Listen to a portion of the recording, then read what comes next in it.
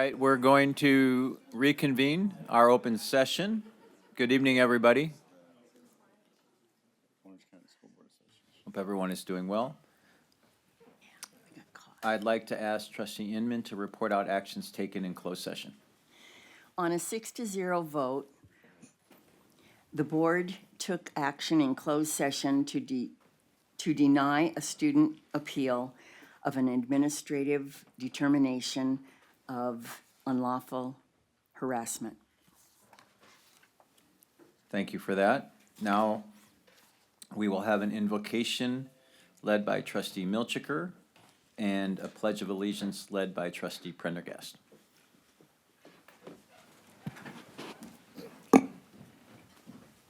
As we gather here today, we pause to acknowledge the hard work, dedication, and care that each of you brings to the shared mission of the South Orange County Community College District. This holiday season approaches, and it's time to reflect, rest, and renew. It's a time to express gratitude for the work we do together and the community that we have built together. To the professors, classified professionals, administrators, students, and board members, this be a time of year to bring you moments of peace, rest, and connection. May you find the time to space to recharge, surrounded by the comfort of those you hold dear, and return to us refreshed and ready to continue the important work of education, growth, and learning in the year ahead. As we look forward to the future, may we be reminded of the value of our collected efforts, and may we approach the coming months with a renewed sense of purpose and a shared commitment to excellence. May this season bring you all the quiet joy that you deserve, and may we come together in the new year ready to make a difference. Thank you. Please join me in the Pledge of Allegiance to the flag of the United States. I pledge allegiance to the flag of the United States of America and to the republic for which it stands, one nation under God, indivisible, with liberty and justice for all. Thank you. Thank you both for that. Are there any requests for public comments? No? Seeing none, we'll go to board reports. And I think I will start out on my right with Trustee Milchiker. Okay.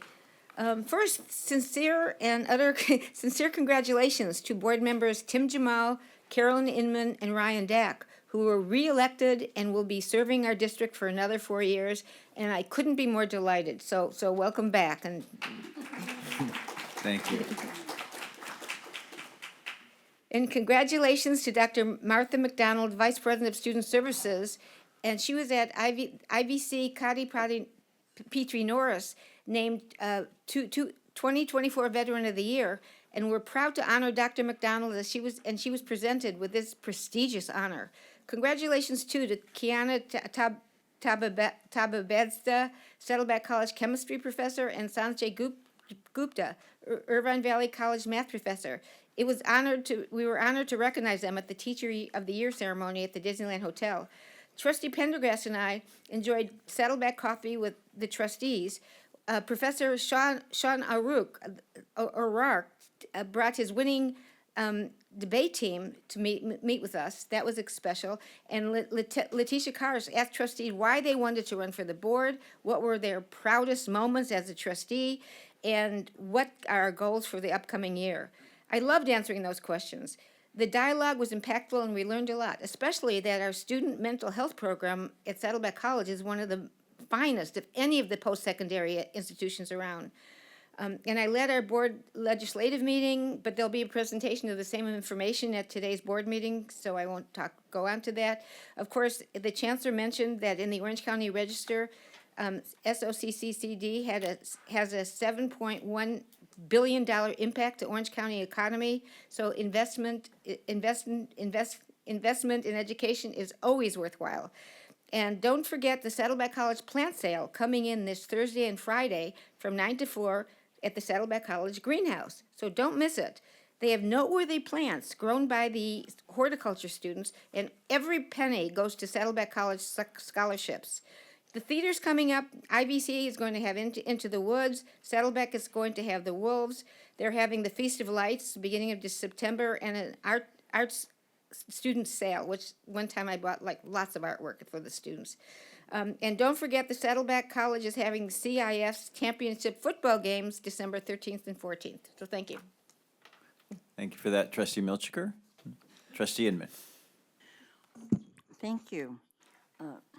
Communication is so important, and it seems like November was just a ton of different kinds of communication events. The first one I was going to talk about, I'll still mention it, and that was the Veteran of the Year. It's so neat for the rest of us. I had no idea that Dr. McDonald was a veteran, and not only that, they talked about things that she had accomplished and barriers she had broken, and it was just really neat to get to know her, and in a way that we didn't already. So that was great. And on the same idea of communication as respect, I was going to talk about the Teachers of the Year, because that's although we have to drive in the traffic to get there to the Disneyland Hotel. It's a drive. great event, and it's very exciting to see all of the people honored. The voters communicated their desires, and so I'm happy to have been reelected along with Trustee Dak and Trustee Jamal, and we will be welcoming a new person next month. Okay, I also so another way to communicate is through television. And it's interesting because we're all really tired of people communicating with us during television, and glad that's over. But it's really fun to talk about, share about the accomplishments that we have here at our two colleges. And I got to do that on Laguna Woods TV, and that was a lot of fun. Finally, I was going to talk too about the Irvine Valley College coffee and tea with the board. We did it last year and it was good, but it was much better this year. It was just, I think we were relaxed and whatever the atmosphere was great. And we want to hear, if people don't tell us about some problem or some little thing that could be improved, then we may never actually know about it. So I think it was very, very fruitful, and happy to be part of it. And so I'll end with my communication. Happy Thanksgiving. Thank you, Trustee Inman. Trustee Prendergast. Yes, so I also did the coffee and tea with Trustee Milcher at Saddleback College.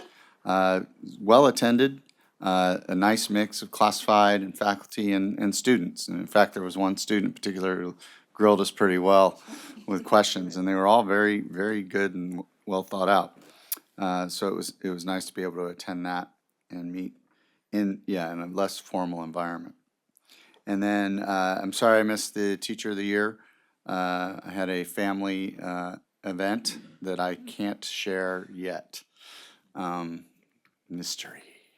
But Not fair. oh yeah, you can wait. Everyone else is. But it's as both President Stern and Hernandez can tell you, I can recite the entire event other than the exact word. But anyway, I've been to enough of them that I really enjoy that event. It's always good. And so congratulations to those professors. And that is all I have, other than congratulations, as it was said. All right, thank you for that. Trustee Dak. I have a relatively short board report tonight. Just want to again congratulate Dr. McDonald for attending and being honored at the Veteran of the Year event that was held at IVC earlier, I want to say this month, maybe it was last month. I don't know. It's, as you can tell, election season really takes it out of mostly candidates up here. So we have 3 up here, myself included. So congratulations to our returning trustees who will be coming back to serve another 4 years. And I was also fortunate enough to attend the Teacher of the Year ceremony at the Disneyland Hotel. It's again very fun traveling up there from Irvine at 5 p.m., as you might imagine, in Anaheim. But that is it. That concludes my board report. That was good. All right, Dr. McDonald, congratulations again. Awesome accomplishment. Teachers of the Year, awesome. yes, that event was good. Parking's always a challenge. Maybe they'll move it next year. I don't know. Congratulations to my two colleagues down here, Trustee Dack and Trustee Inman, on your reelection. Good to be back with us. And I just want to say I'm grateful as well to be reelected. I thank the trustees, the voters of Area 7. It's the first election in which I ran, which was not district-wide, which was a little more interesting. I do like running district-wide. I do enjoy it. You get out and meet different sets of communities and peoples. I understand the rationale behind going to area elections. There's good and there's bad. But for me, it's very simple. Do what's in the best interest of the students. And I think that that worked. It works. It works in policy, and I think the voters agreed with that. So I'm really grateful with the community of Area 7, which is most of Mission Viejo, Rancho Santa Margarita, Ladera Ranch, and a small part of Laguna Niguel. So I thank them for that. And with that, Student Trustee Clemente. Good afternoon, everybody. I wanted to add from last meeting about the Blueprint for Success JBay conference. Many Guardian scholars and staff had the privilege of attending. It was very insightful, and there were lots of programs to support college students who struggle with balancing classes, mental health, and basic needs. I look forward to sharing them with both colleges. On the topic of mental health, I want to thank the Health Center and DSPS for all that they do for our campus staff and students. I would like to extend a special thank you to Stacy and Bree at IVC's Health Center and DSPS offices for all that they do in helping in providing those healthy handoffs and going above and beyond to help students find outside resources and extra support. As we get ready for the holidays with lots of student participation, I'm hoping to see great success in bringing together many students who belong to different programs and groups in spreading holiday cheer. Thanks. Thank you for that. We will now move on to our student government reports, and we'll start out with Christian from Saddleback College. Good evening, members of the board. Some quick congratulations are in order. Congratulations to all the trustees for winning their elections, and congratulations to Presidents Stern and Hernandez on their exceptional leadership and being recognized by the Orange County Business Journal. And congratulations to student trustee Charlotte Clemente for making it on this paper. So very nice to see your face on there. Our Associate Student Government has hosted numerous successful events this month. At the beginning of the month, we had our Dia de los Muertos event with crafts and food. We had an engaging presentation on titled Debunking Your Mind, which is on the 13th, where guest speaker Nathan Schubert Estrada used popular culture, comedy skits, and history to break down the stereotypes and myths surrounding indigenous peoples.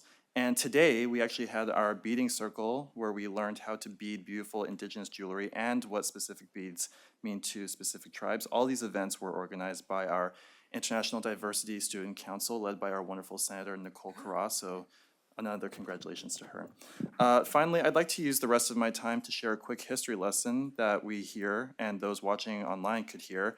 In 1938, President Franklin Delano Roosevelt, my personal favorite president, warned that the global rise of fascism was the result of democratic governments doing the opposite of the New Deal and protecting an economic status quo, enriching a tiny handful at the expense of everyone else, saying, quote, "Democracy has disappeared in several other great nations, not because people dislike democracy, but they tire of unemployment, insecurity, watching their children go hungry, and weakness through lack of leadership.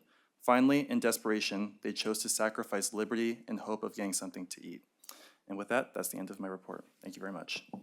Thank you for that. Clarice, oh no, we're not Clarice. Irvine Valley College, ASB.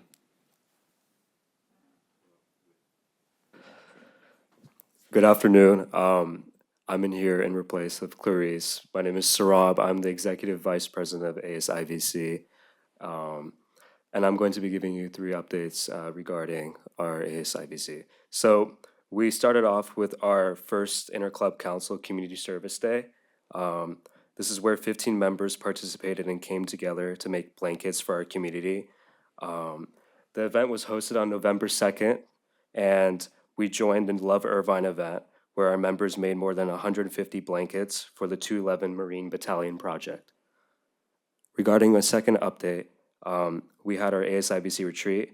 Our student government leaders participated in a couple-day course of activities to increase leadership and learning skills. We also had the privilege of having Vice President Martha McDonald attend, and we gave her a cake and made poppies to honor her for her service. Lastly, we are working on a current ASAC application for our student government leaders. We will be making that so regarding 3 to 5 students can attend going to DC. Those are my reports. I also like to thank you all for having me here today. You're welcome. And I'm taking note of personal privilege because I didn't finish my whole 2 minutes. Forgot to mention the day after the election, at the crack of dawn, we were at Irvine Valley College doing a listening session, which was full of staff and management and faculty, and it was a really lively and engaging session. So we don't stop when we win, we keep going, and we try to get better. All right, so with that, you're not Rebecca Beck. No, I'm not. My name's RJ Dalbin. I'm Academic Senate Vice President and Curriculum Chair at Irvine Valley College, and so I'm filling in. Okay. So first thing I'd like to update you about is I attended the ASCCC Fall Plenary in lovely Visalia, where parking was not a challenge.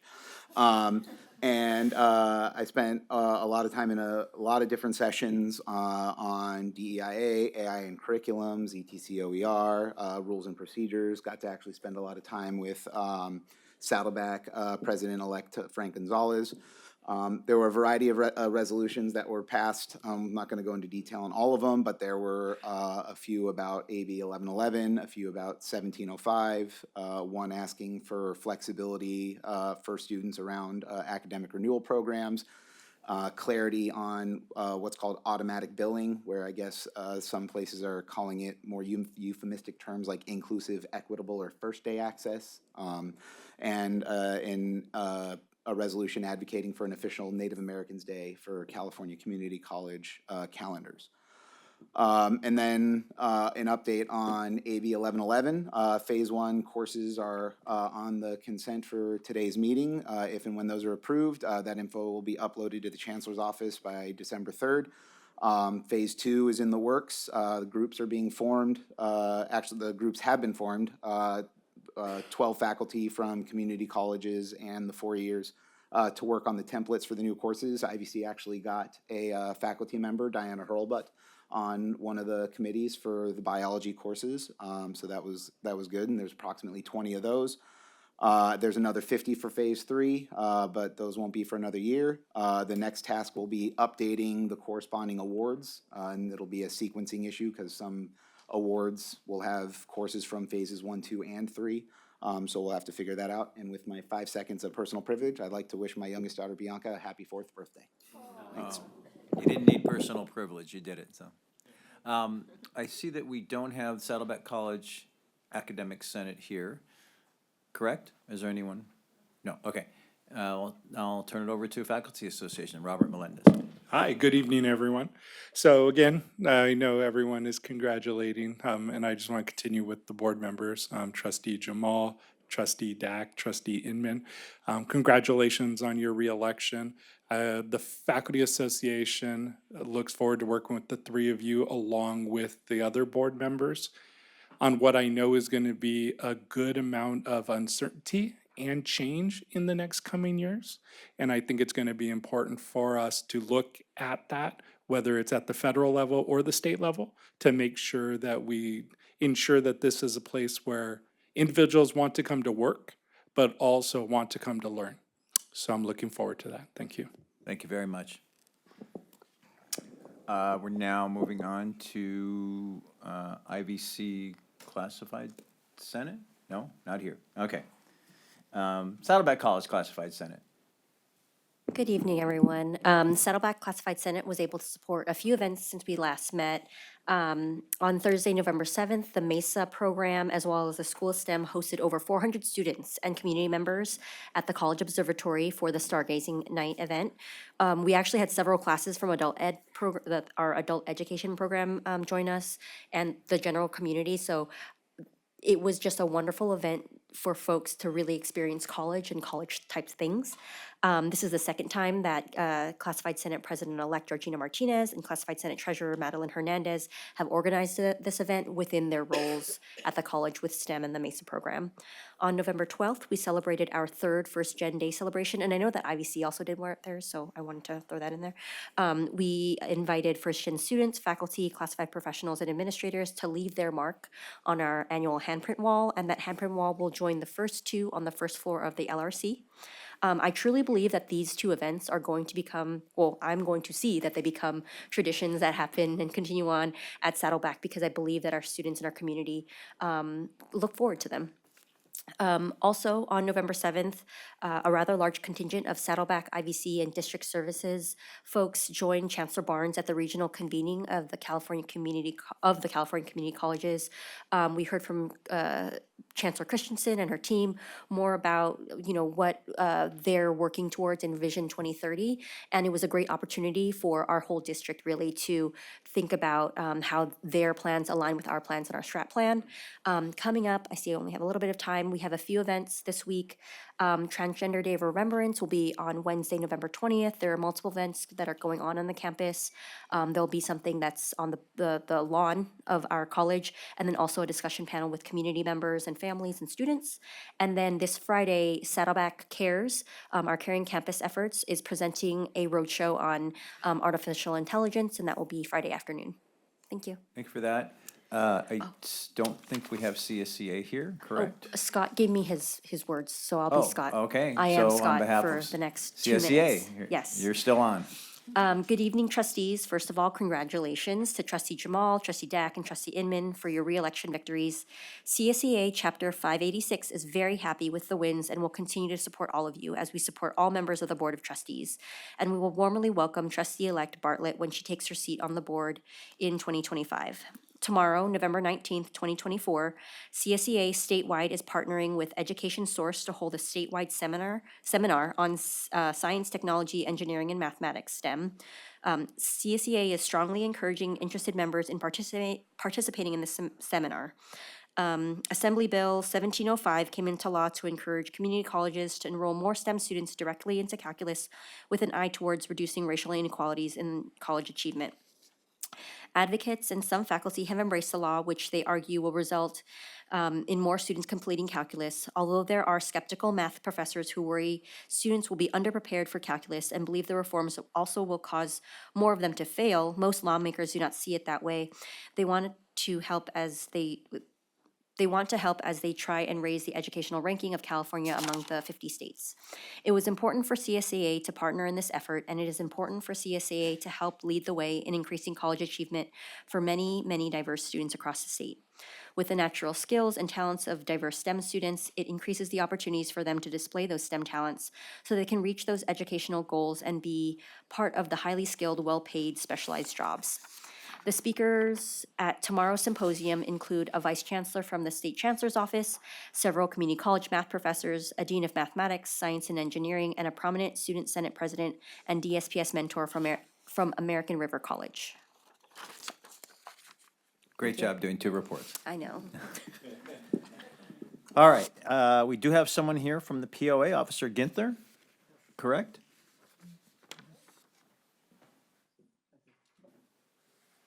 Yes, hello. My name is Dave Ginther, and I'm an interim supervisor at the Irvine Valley College campus and ATEP.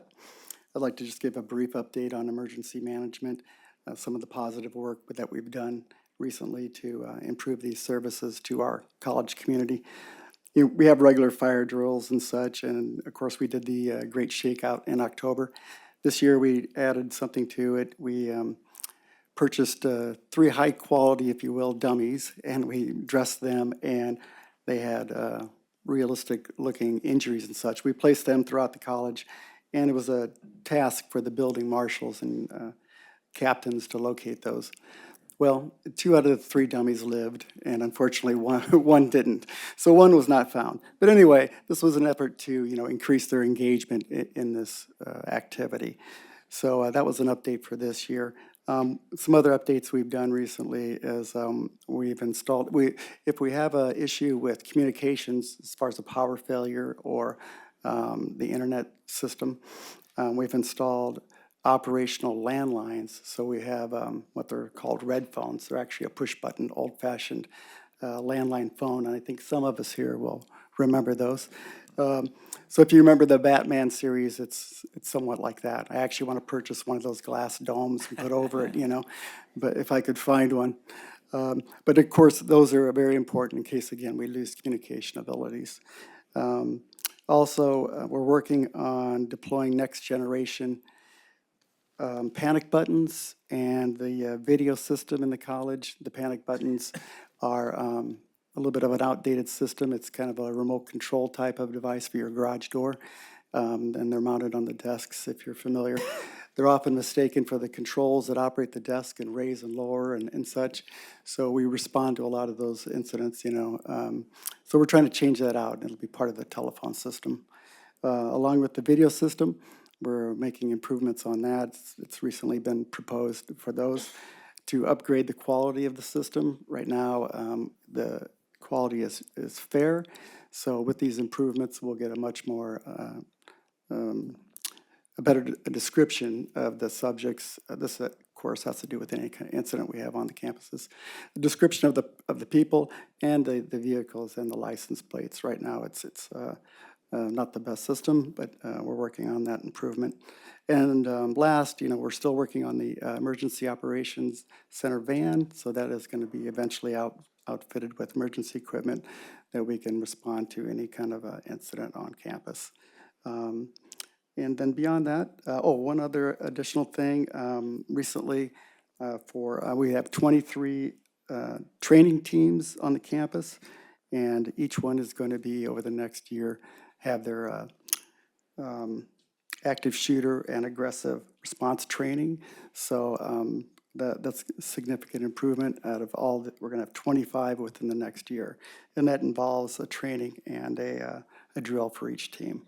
So those are some of the improvements we're making on both campuses there. Thank you, officers. Pleasure to have you here. Thank you. All right, we're going to move on. We have no, excuse me. Wait, we have one other item. Board requests for reports. Do we have any? Request for information. Trustee Dack. So I had submitted this earlier this week, but apparently it is a hefty ask. But I want to formally ask that we get a report on the feasibility of redrawing our trustee districts. As we all have run up here, we see that we have a lot of cities that are just split in half. And from my perspective, in fact, I think District 3 had one neighborhood of Irvine in it. So I think I'm just requesting what the feasibility might be to make it so that we have our communities of interest contained all within one district instead of split apart. I know that Trustee Milchiker was very adamant in being not happy, I would say, about Laguna Woods being split in two between two districts. It's not a very big city, so kind of want to look into why that is. The city of Aliso Viejo also split into two different districts. It sounds like Mission Viejo is also split amongst districts. I don't suspect that there will be large population changes, but I think to really represent the community for a city like Laguna Woods, why are we splitting it in half, and can we fix that? So that would be my request for information. So point of clarification, if I can. Let me just understand what you're asking for. You're asking for a report on the feasibility of doing a redrawing of our area boundaries before the next census is conducted. That is correct. So it's a feasibility of doing so, not to do so. Yeah, well, I mean, I can't say I'm an expert on our laws here. I do know that mid-decade redistricting does occur at the legislative level in different states, but obviously every state is different. School boards might be different as well. And I just want to see, is that a possibility? If not, always do it in 2030, I guess. Yeah. So I mean, I think do you want to say a few words? But I think, first of all, I agree with a lot of what you said. I wasn't terribly happy with the way the areas were drawn. But at the same time, it's hard for me to say that I'm unhappy because the area of 7 voters seem to like me enough to reelect me. So I'm really happy to have Area 7 voters. I think doing it midstream is unusual. I don't know of instances when this has occurred before, meaning midstream before the next census, which I think is what, 2030? So I think it would have to, if the board approves the administration and staff doing this feasibility study, I think we need to think very carefully about whether we ask them to do that. Knowing that I agree with a lot of your criticism, the way the boundaries were drawn. So, Trustee Prendergast. My caution would be if you were to do it, you'd have to do it after the next cycle of elections. Otherwise, you have voters that will have gotten to vote twice for different people and voters who didn't get to vote at all if they get drawn out. So I think you would have to wait until the next cycle of elections to even consider drawing them different. Well, I'd add the 22 cycle had, 3 members elected, and then 24. So I think this would be the time to do it because every district has had an election under this map, so everyone is represented. So any other trustees want to comment on this? Chancellor, do you want to comment on this? Yeah, I'm glad you asked for clarification. So you're asking for the feasibility of doing such a study without actually conducting the study? Because I think to really get at it, we'd have to conduct the study. So it sounds like we're looking at feasibility and perhaps the process implications to costs. I guess we could wrap everything up. Feasibility, is it legal? It would be the most important question probably. And if Right. it's not, then we just stop right there. And I think because we have, we're going to have a couple of new trustees who were not here when we did redistricting before. I think we could also put that out on the table just as a reminder as to what that looked like before. Because I think there was an interest of the board before to not split cities, but when you looked at, populations, I think we ended up landing on that because of that. So I don't think there was a desire to split cities, but we could look at the previous process, we could look at costs, we could look at what that would look like moving forward, implications, without actually doing the study. And the only reason I do ask is I had looked at populations, and within the deviation that is allowed by the California Constitution in the Voters' Rights Act, there wouldn't be any, you could keep cities together and not violate that. I think it's 10% deviation and keep all cities intact. I think the only thing that would be an issue is public perception of what those districts look like, because Lake Forest, it's pretty rectangular, but Laguna Woods is not. Aliso Viejo is not. Mission Viejo is not. It's got like a little curve in the northwest region or northeastern region. So the districts might look less cohesive, but it will keep communities of interest together if we were to go about this and not split cities and not have random. I think TJ here has one precinct of Irvine, and Trustee Inman has one precinct of Tustin. It's just small things like that where it's like, we probably could clean that up with minimal issue. But so feasibility, I think, would be a good place to start. Well, so the question is, does this need a board report, or can this be something that the staff and the administration address? I mean,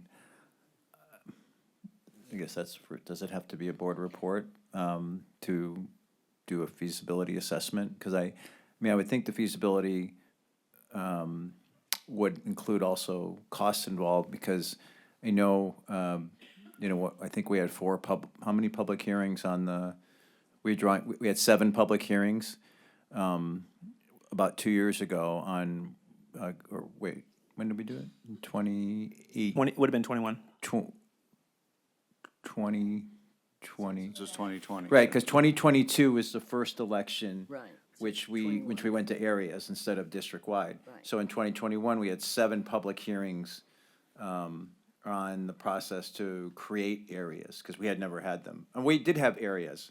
We didn't vote in areas. We all served in areas and had to reside in those areas. The difference was, in, of course, area elections, only the area voters, even though before we had to live there. I've always lived in Area 7. So I would just be really concerned about doing something like this in the middle before doing another census. Having agreed with most of your points, I didn't agree, for example, looking at my own district, I didn't agree with you know, siphoning off this portion of Mission Viejo. It didn't make sense to me why that was done. And that's my area. And it's an area where I have dozens of friends, literally right across the street. So, but that's not any reason to keep the area. But I'm saying, I think it impacts all of us. Go ahead, Trustee Prendergast. I would say it qualifies as a board report, 1, because it'll take staff time to do it, and 2, we would all want to hear what the result is. Yeah. So I think if all he's asking for is A, is it legal, B, how much would it cost, C, is it, you know, something we want to do, then, yeah, I'd like to include in the report, if I can add, I mean, I'd like to add to the report then in the feasibility instances when the lines have been redrawn in the middle of, prior to the next census. So even if it is legal, Like- has it been done? Is it done under what circumstance was there an urgency to it that required it? Cleanup is one thing. I hear what you're saying, a street here, a couple neighborhoods there, but a major redrawing, I mean, I would like to see when there are instances when a jurisdiction has done that. I can speak on history. In 2003, the state of Texas did mid-decade redistricting for purely partisan reasons. So it has been done in the past and completely legal, but that is, of course, a legislature doing it to state legislative seats. I'm not familiar with one regarding school boards. Okay. All right, well, he has I guess, motion I'll second. to conduct the feasibility study on redrawing the areas. Second, did you second it, Trustee Prendergast? Trustee Milchker, do you want to say anything? No, I agree with doing a feasibility study at this time. Okay. All right. So do we need an oral vote? Are you going to do it electronically? Okay.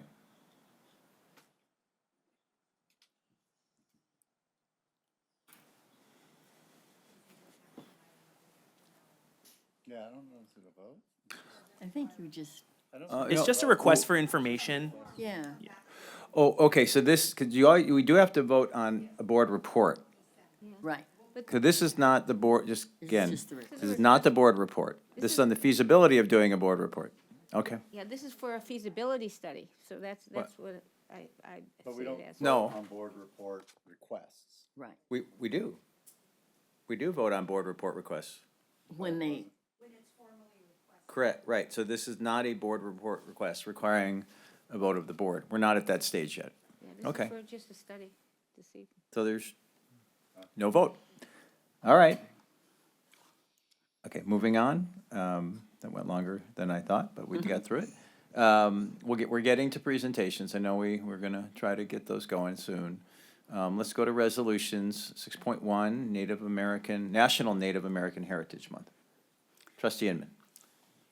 be it resolved by the South Orange County Community College District Board of Trustees that the month of November is designated as National Native American Heritage Month, and the students, staff, and faculty of both Irvine Valley College and Saddleback College are called upon to observe observe the month with appropriate programs, ceremonies, and activities.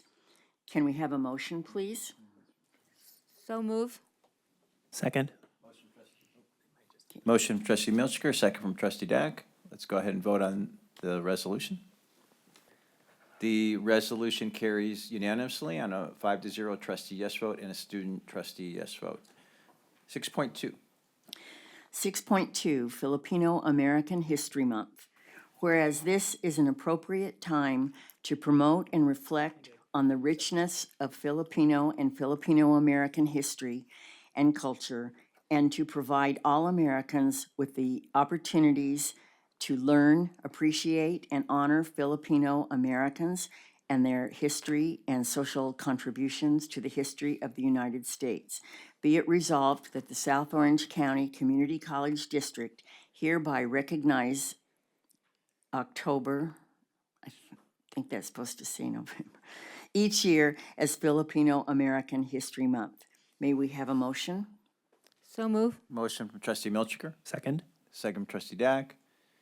Let's go ahead and vote on the resolution. The resolution carries on a unanimous trustee yes vote and a student advisory yes vote. My screen is in a different position. There we go. All right. We're now on to 7.0, 7.1, trustee requests for attending conferences. Do we have a motion? So move. Motion from trustee Milchiker. Is there a second? Second. Second from trustee Dack. Any questions? Okay, let's vote on the item. The item carries on a unanimous trustee yes vote and a student trustee yes vote. 7.2, board member compensation. So move. Motion from trustee Milchiker, Second. second from trustee Dack. You'll need to unlock your iPhone first. Sorry.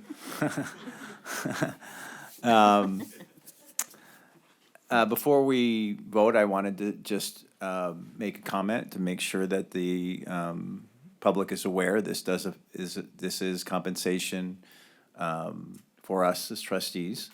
And maybe the chancellor can give an explanation, but there is a set of criteria that's put in place that sets the trustee compensation, which in essence is a monthly stipend for serving as a trustee. And just for the sake of transparency, this would increase that monthly stipend, I believe from $400 a month to $750 a month. But if you want to give an explanation Yeah. as to what triggers what level of stipend. Sure. So this is outlined in California Education Code 72024, which sets the maximum compensation for board members. And it's based on full-time equivalent students. And as we know, our colleges have been experiencing wonderful growth with regard to student enrollment, which is indicative of new students, but also really great work with regard to equitable success as well in retaining our students. And so the 750 threshold, if we hit 25,000 FTES or more, it triggers the whopping $750 a month. So the board members will move from 400, as mentioned, to 750 per month. And also, we should mention the student trustee stipend will increase as well. They get half of what's. Correct. So with that, I think it's important to be transparent on any level of compensation, whether it's big or small. And so this is being considered now. I think we have a motion in a second, and then let's go ahead and vote on the item. The item carries on a unanimous trustee yes vote and a student trustee yes vote. 7.3, board policy revision for review and study. Do we have a motion? Second. Motion from trustee Prendergast, second from trustee Milchker. Any questions? No? Let's vote on the item. The item carries on a unanimous trustee yes vote and a student trustee yes vote. And finally, 7.4, board policy revision for approval.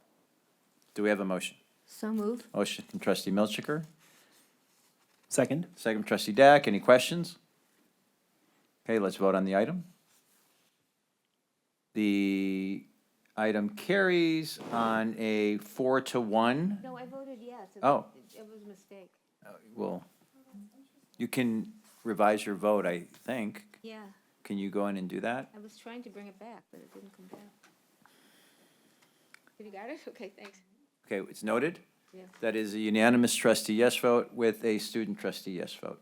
All right, we're now on to our presentations. I think we're going to go to 8.2 first, which is the presentation and acceptance of the district, ATEP, our foundations, the district, IVCs, and Saddleback College Foundation's audit and review reports.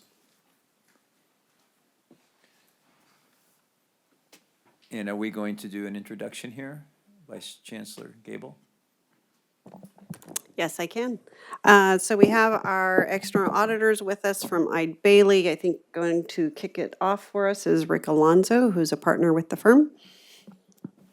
Thank you. Good evening, everyone. A few weeks back, we met with the audit committee and we went over all the reports in a much more greater detail than I will go over tonight. I'll just hit the major areas of the reports. And if there's any questions, feel free to ask any questions. I brought Anna here, who's the manager on engagement, to answer all the hard questions for you guys. As auditors, and I'll start with the district audit. As auditors, the scope of our audit is to give 3 opinions. We give an opinion on the financial statements. In addition to that, since you guys are a governmental agency, we give an opinion on federal compliance as well as state compliance. I don't go over a lot of the pages in the report. The one page I do like to go over is page 103. You don't need I could give you the recap of that page. It's called the Summary of Auditor Results. I like to say it's basically the district's report card for this fiscal year. Within that page, it lists the 3 major opinions that we do give. For financial statements, the district received an unmodified opinion. An unmodified opinion is the cleanest opinion we can give as auditors, and it states that the financial statements are fairly stated in accordance with generally accepted accounting principles. I'd like to also note that the district received a clean opinion without any audit adjustments, so we didn't recommend any changes to the financial statements to district management. For federal awards, the district also received an unmodified opinion, so the district met all the federal compliance requirements which we're required to test for this fiscal year. And then for state compliance, each year the state chancellor's office will give us a laundry list of items to review. And I'm happy to report that we also issued an unmodified clean opinion, so the district met all the state compliance requirements which we're required to test. And then starting on page 104 is our findings and recommendations. And if you look on those pages, they're blank pages. Auditors always get the perception of being negative people, and there's a good reason why. We're not allowed to give positive assurance.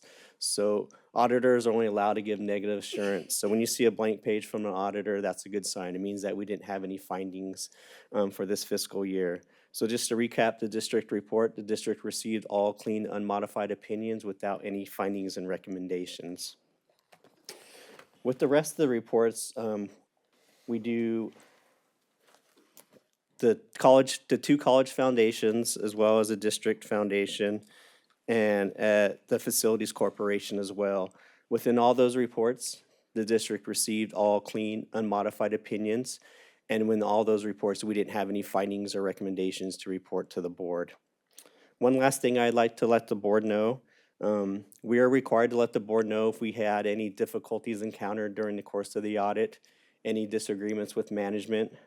I'm happy to say for all the reports that we did do, we didn't have any of those issues. When we come out, the district is always well prepared, as well as the colleges. They give us our information in a timely manner, and we didn't have any issues while we were looking at all the audits for this fiscal year. So at this time, I could answer any questions that anyone might have with the audit reports.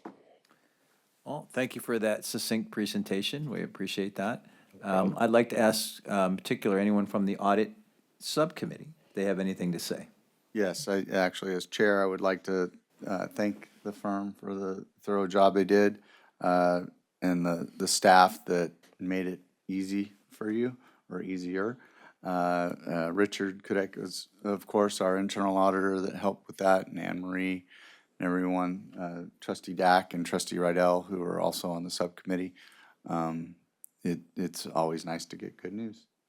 Yeah, and just to comment with the district having the audit committee, I think that's a great forum. Not a lot of districts do have that, and I just think it's a great opportunity to have that where, the board could ask as many questions as they want and get a kind of understanding of what we do as auditors. So I think it's just a great forum that you guys have put in place. All right. Any other questions? Thank you for your report and update. Thank you to the 3 subcommittee members for serving the audit committee and doing a good job, and to Richard and to the team and fiscal services as well. So I think that's it for you this evening. I believe we need to vote on acceptance of this, correct? So we need a motion and a second. So move. Motion from Second. trustee Milchiker, Second? second from trustee Dack. I think we've asked the questions or provided the comments, so let's go ahead and vote on the item. The audits are accepted unanimously on a 5-0 trustee yes vote and a student trustee yes vote. Thank you again very much. Thank you guys. Have a great rest of the meeting. Have a good evening. I think we're going to move to legislative. Yeah, we're going to have our legislative update right now. 8.1. And Letitia, are you going to introduce the item? Just really Okay. quickly. Okay. Good evening, honorable trustees. It's an honor to present to you Casey Elliott, who's the Vice President of Townsend Public Affairs. They represent us at the state and federal level. I know we're all happy to be on the other side of the election and the legislative session. So he's going to give us a full recap and also a little bit of a preview of what we can consider for legislative priorities for the next session, the next year. Casey? Thank you. As was noted, Casey Elliott, Vice President with Townsend Public Affairs. I will briefly try to provide an update of what's happened in 2024, as well as a brief look ahead to 2025 at both the state and federal levels. Just jumping right in, the state this year was kind of what I would consider a relatively normal bill load. This year, the legislature introduced just over 2,100 bills, and about 1,200 of those made it down to the governor, who ultimately signed just over 1,000 and vetoed 189, which may not sound like a lot, but just over 15%. That is one of the higher veto rates that this governor's had in his tenure.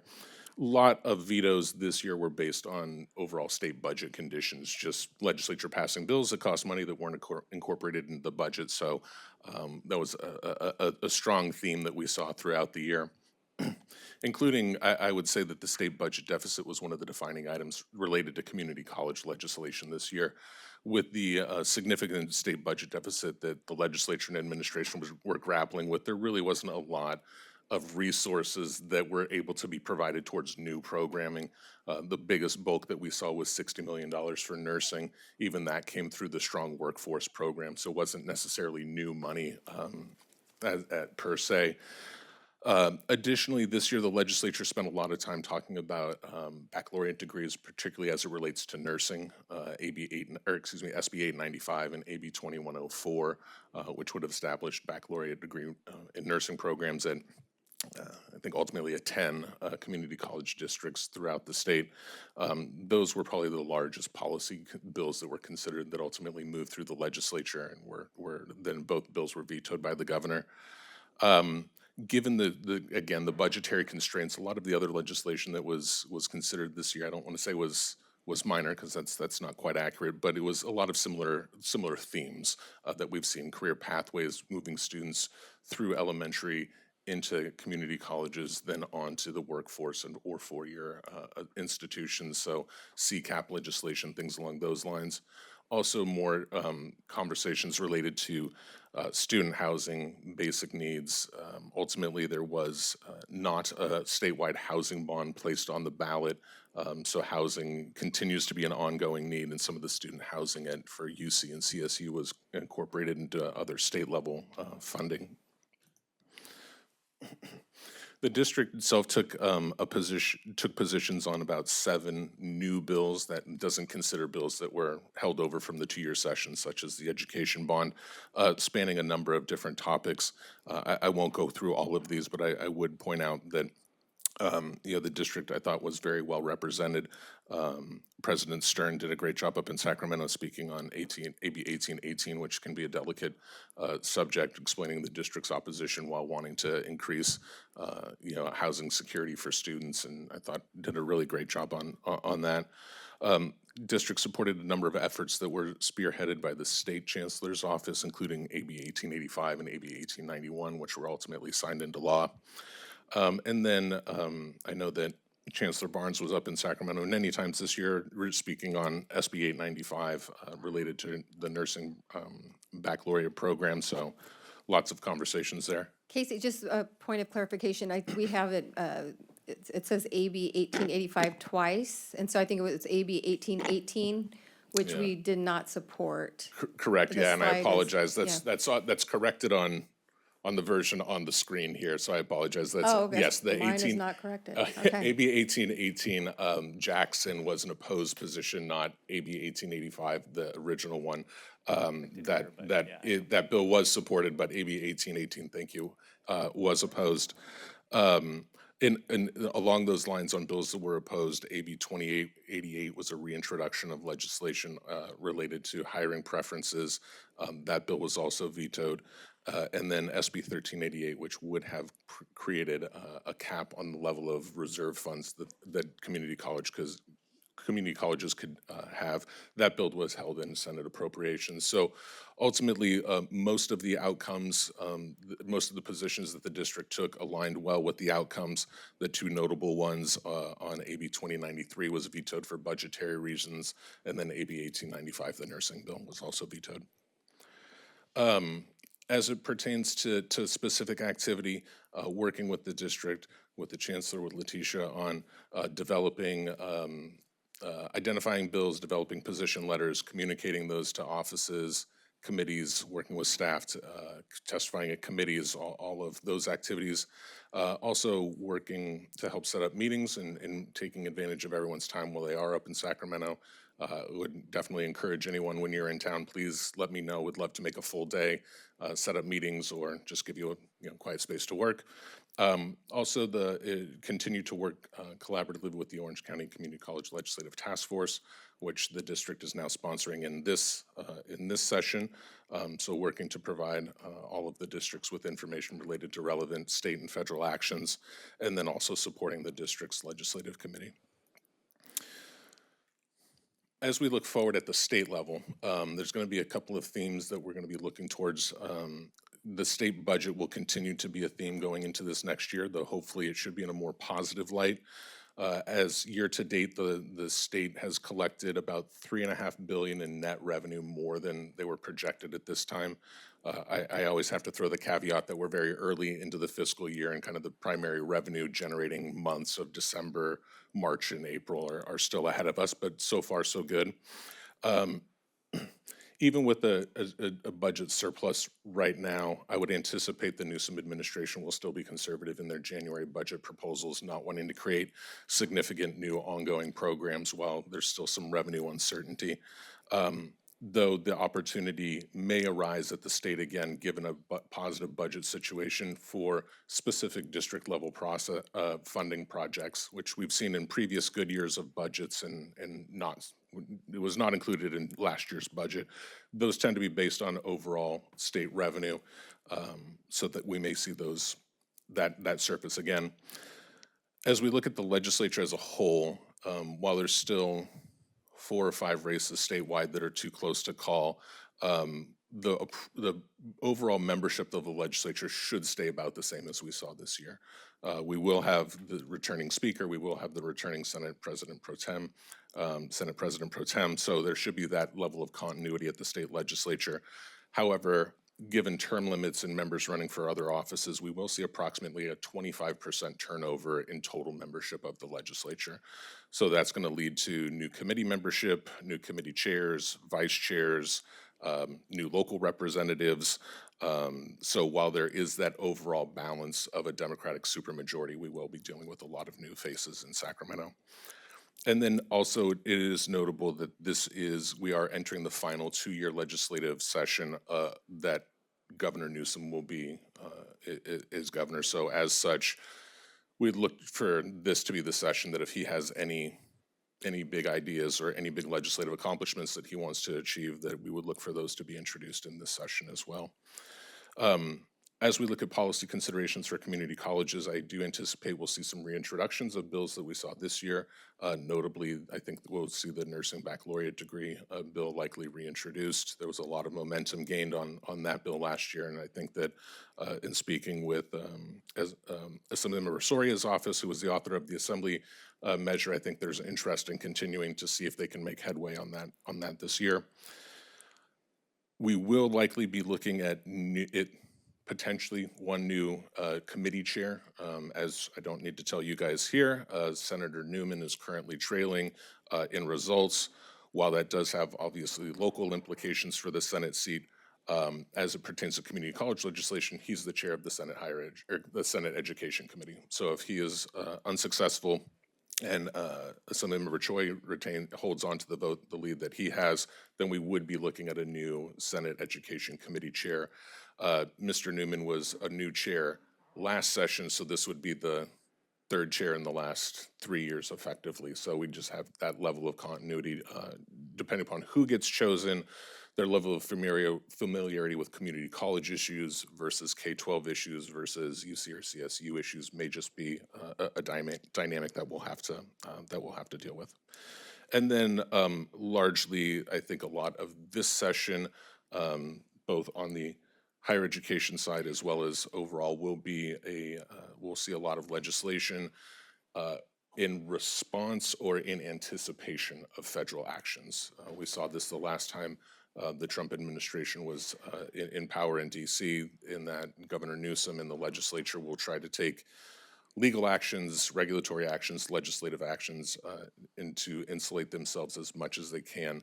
So unclear as to what that will look like at this point, but the governor has already called a special session to convene concurrently with the regular session to start dealing with issues of federal legislation. Moving to the federal side, I should note that this year we did obviously have the Biden administration, a Democratic Senate, and a House, Republican-led House, which kind of in and of itself led to a bit more stalemates. So we didn't see a lot of legislation moving through.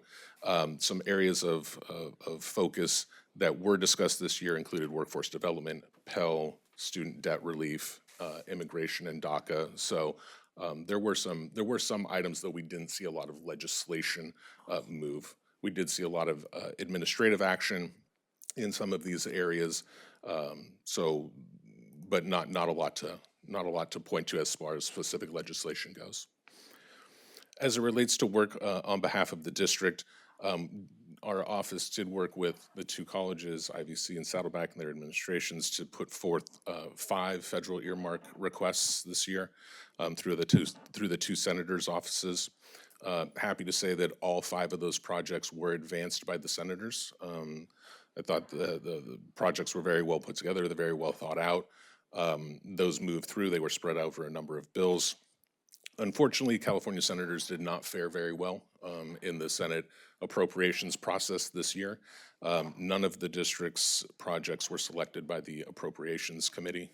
So ultimately, I believe that the 2 senators had 2 total projects included in 2 higher education projects included in LHHS, and I think the success rate of projects submitted under THUD was right around 5%. So I would not take that as a reflection of any of the projects or any of the work that was put in by the district or college staff. It was just a tough year for California all around on those. Our DC team also worked with the district staff to conduct a couple of advocacy trips, including around ACCT National Summit, as well as an advocacy trip with students when they came out surrounding the ASACC conference. I want to be respectful of time. Looking forward, Congress still has a lame duck session that they'll be working on at the end of this year. That's largely going to focus on wrapping up the appropriations process. With the new incoming Trump administration and changes within Congress, it is quite possible that Congress will look to just extend the continuing resolution that they're operating under current continuing resolution runs through December 20th. There is conversation that Speaker Johnson wants to push that out until March, until the new administration takes office. So we'll be dealing with that here at the end of the lame duck session.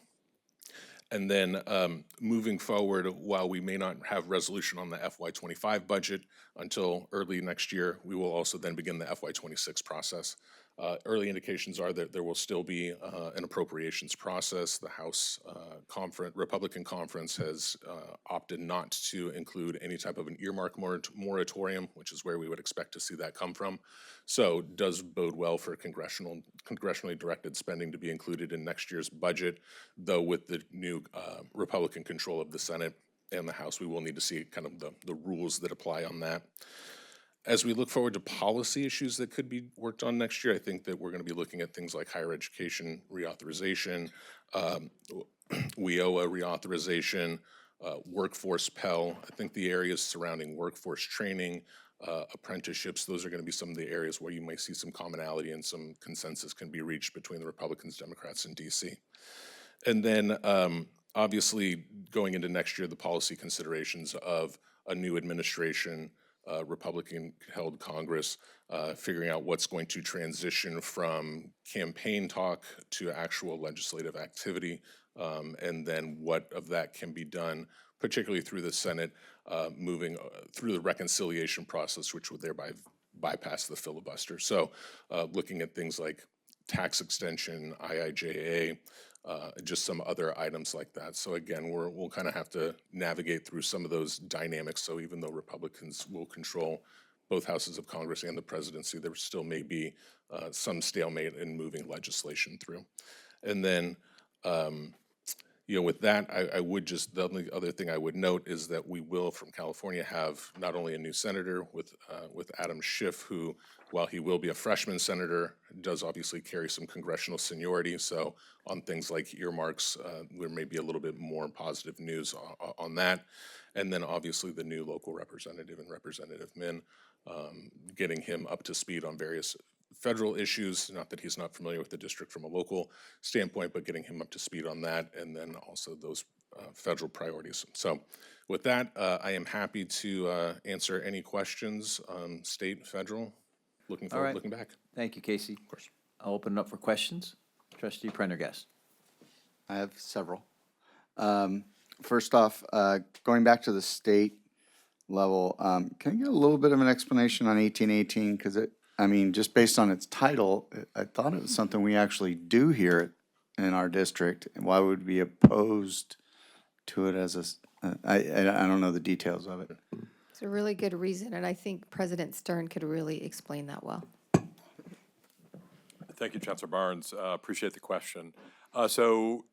This bill came from good places in people's hearts to let people park in their cars in our parking lots, though by mandate in this case, not by the choice of the college. A pilot was to be done with selected colleges to have a mandate to participate without any funding. So unlike Walmart or the train station opening up their parking lots, we fall under Title IX in Clery. So for us to do so safely, we would have to have 24-hour security. The cost of that security, that is 24-hour policing for that area, for each college in the state of California was estimated at somewhere between $250,000 and $500,000. That's about the amount we currently spend on doing hostel stays and Airbnb vouchers for our students, which we believe is actually a better solution to put a roof over somebody's head than a car, which is really just one step above passing out tents. Finally, one other thing to add is that we at both colleges treat students who are homeless or acutely homeless or to prevent homeless holistically, because a student who is homeless also has food needs, clothing needs, technology needs. And if we keep them in their cars, we can't address those other needs. So getting them to come into our basic needs centers means that we can address those other needs at the same time. Those are all the reasons we did not support the parking lot bill as it is called. Okay, thank you. That's excellent. And then could you maybe talk a little bit about the passage of Prop 2 and how that's going to benefit us? Yeah, so Proposition 2 has passed by the voters, so that measure through its many iterations, ultimately ended up with at $10 billion. Of that, the community college portion is $1.5 billion. That will essentially go into the existing capital outlay program administered by the state Board of Governors and State Chancellor's office. That prioritizes health and safety projects, but it'll go through the existing capital outlay process, which in which the State Chancellor's Office will solicit projects from all the districts, evaluate those based on a set of criteria, and then based on the overall ranking of those projects, the funding ultimately gets programmed out through the state budget. First for planning and then for construction and implementation. So typically the projects that are funded on that get funded over a 3 fiscal year cycle. But it's all, again, based on scoring that's done at the state level community colleges. All right, thank you.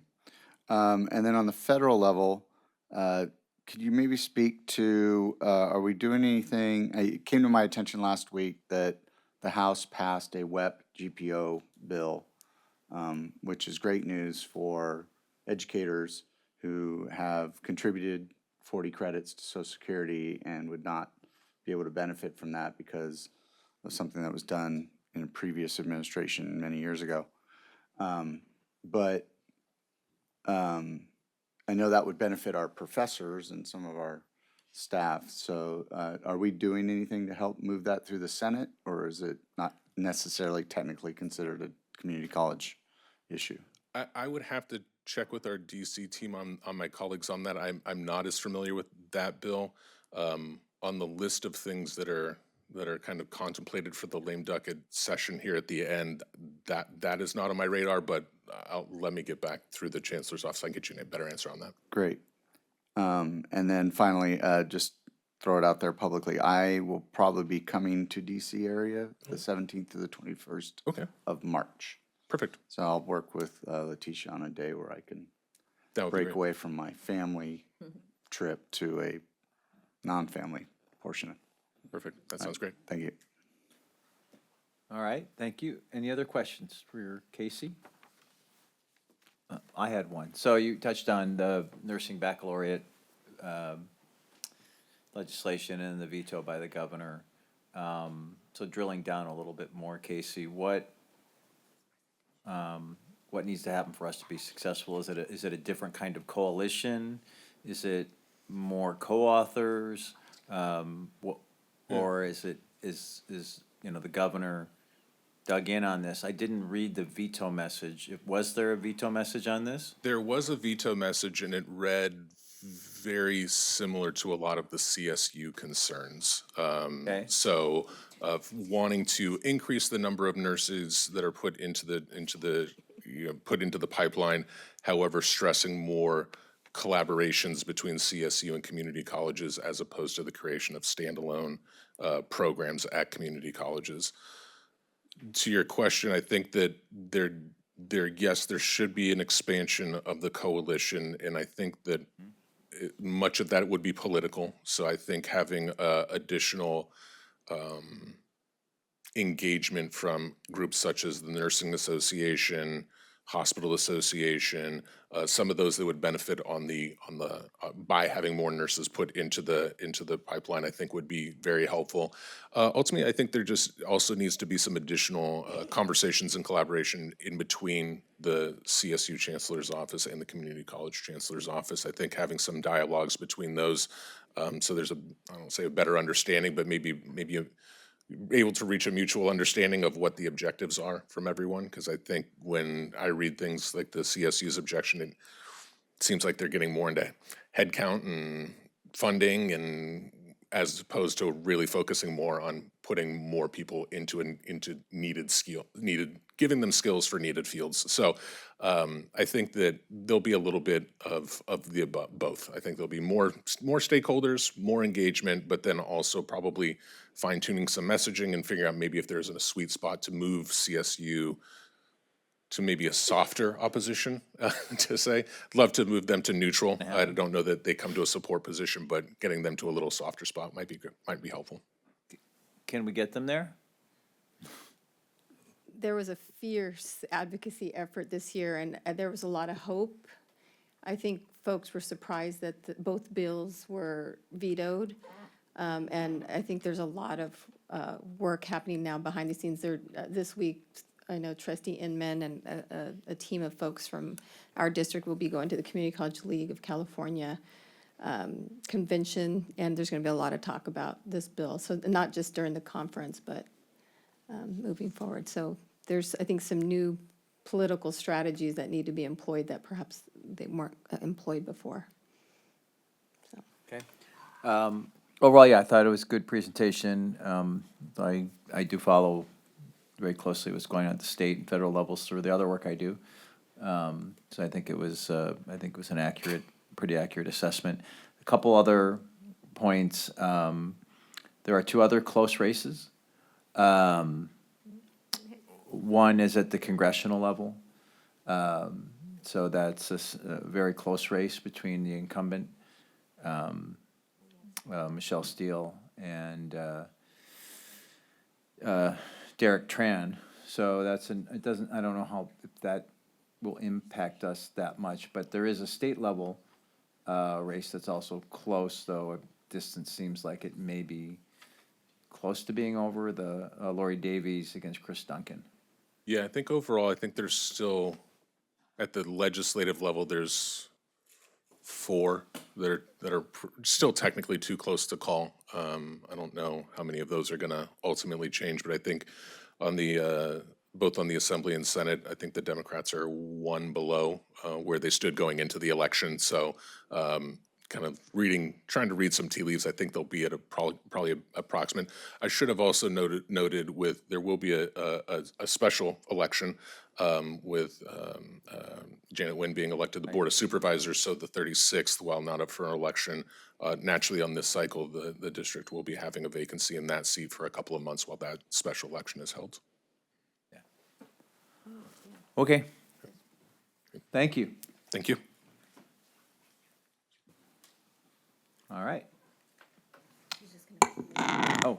Sorry, thank you, Casey. Just one moment, President Jamal, I wanted to, for you all to take note of the legislative priorities, that there's a draft before you. And so the legislative subcommittee of the board weighed in on some of those items. So we have draft state and federal legislative priorities, a lot of what you kind of already talked about today. So when you have a moment, review them, give me some feedback. We hope to have this finalized at least by January before we do those Sacramento visits. And then we usually go to DC in February. So the goal is to have this as a final document before then. Even in drafting the entire booklet, some of those positions are vacant, as we mentioned with Senator Nguyen, about to leave her position. And so there's some other TBDs in the report. So we hope to have that all finalized by January. But if you can review it and just give me some feedback and input before finalized in January, that'd be great. Okay. Thank you. Thank you, Letitia. We will. We'll look at that. Thanks again for the presentation. All right, now we're going to our final presentation of the evening, 8.3, Career Education Update. Well, good evening. Thank you for allowing us here. We won't take too much time. We got 35 minutes or so left, so no, I'm kidding. We both of us, both Saddleback and IVC, would like to first start with a thank you. We appreciate the opportunity to share the hard work on both campuses since last spring to now. Couple points before we jump into it. The Vision 2030, which most of us are aware of from the State Chancellor's Office, and our own strategic planning, which is aligning, does call out for a plan for equity, success, and a strong alignment with workforce. So we are in line with what we are doing and will continue to move forward. The key components of Vision 2030 are the success, completions, access, broadening opportunities for people to come in, individuals, and the support in many ways with a few key strategic directions. One of them, again, being equitable workforce and economic development, particularly around STEM, healthcare, education pathways as far as like a teacher prep pathway, and climate sustainability. So we appreciate the opportunities to speak to this because we are in alignment with what is happening in the state for us and our students.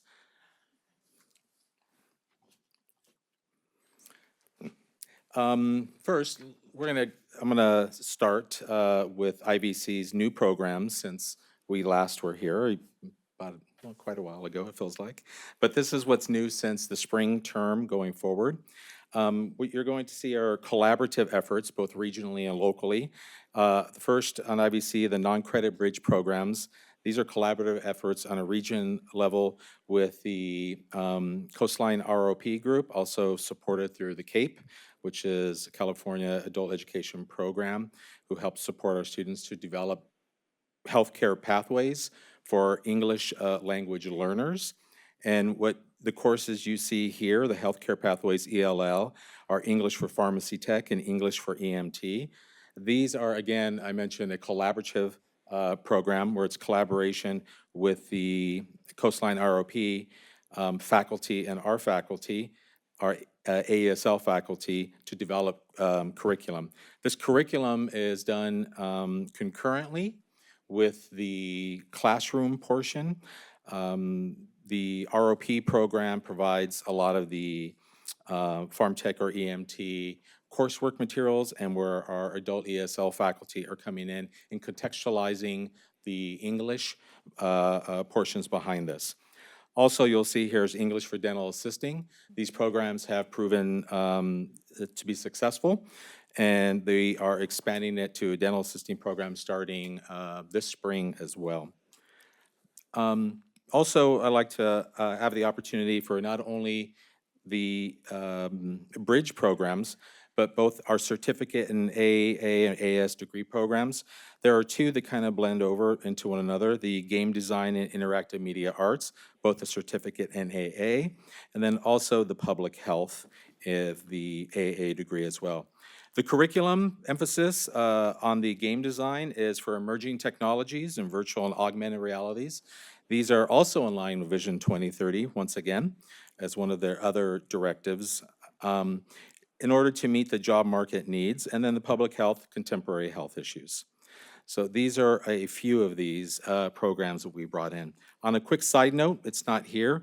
I also want to mention our K-14 pathways. Our K-14 pathways are in alignment with much of our health programs already and a lot of our CTE.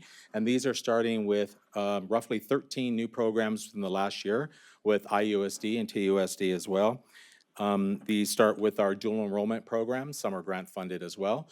Dual enrollment pathways, pipelines coming to IVC in this manner as well. So these are just a few of what has happened and what's continuing to happen behind the scenes. Now I turn it over to my counterpart. So for Saddleback, you'll notice over the last few years, what we've been focusing on is looking at our certificate programs that lead students into entry-level positions.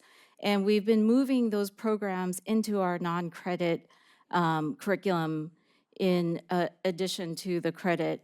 And part of the reason why is we're trying to increase access, and we're doing that through these non-credit bridge programs. What it allows students to do is they're able to move into our curriculum at a very, at a level that's not as risky or, challenging, and allows them to kind of go into academic programs to begin with, and then they move into our credit programs. The other thing that it allows us to do is it also allows us to get additional funding for the non-credit program so that we can better support that pathway. You'll notice on our list we have the healthcare pathways, which we started this last year, the community health worker, and then we're also building out our EMT non-credit program. We have our cosmetology pathways that we move from credit to non-credit, again, just as a way of increasing access for students. And in that pathway, we also have barbering, esthetician, and manicuring. In our workplace business pathways, we started a nonprofit business administration program. We have our IT network and help desk programs. And then in our automotive transportation pathways, we also have our bus operator commercial learner's permit. You'll notice in our certificate and associate's degree, we've been working to revamp our health information technology program, so it'll be now be incorporating our public health, informatics, and technology. And then in our transfer program, you'll notice that we've been working on increasing our associate's degree for transfers. And again, this is in an effort to try and make the transition for our students who are transferring a little bit easier. So I'll go ahead and hand it back to Rick to go more detail. A little bit more. Thank you. It's all right. Okay. Thank you. Again, I'm going to keep with the theme of the Vision 2030, the alignment, the strategic planning, both at the district level and at both colleges. This last spring, the Chancellor's Office, the System Office, and the United Domestic Workers came together and partnered to help support many of their thousands and thousands of workers that are in the field. Many of these positions are lower waged positions. And through this, there's going to be a sense of career development through work-based learning and working towards increased wages and such, right? Now, this opportunity, we are IVC part of cohort 2, which will begin this spring. And those initial programs we're looking at are early childhood education, 2 in information technologies, 1 business information worker and networking, and then lastly in paralegal.